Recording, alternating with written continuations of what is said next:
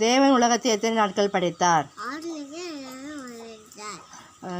ஆதியிலே தேவன் எதை சிருஷ்டித்தார்? தேவன் படைத்த முதல் மனிதர்கள் பெயர் என்ன?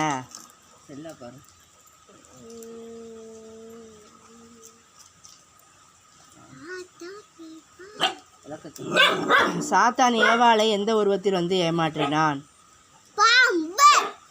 தேவன் ஆதாமை எதை கொண்டு உருவாக்கினார்? கர்த்தரின் வார்த்தைக்கு கீழ்ப்படிந்து பேழையை உண்டு பண்ணினவர் யார்?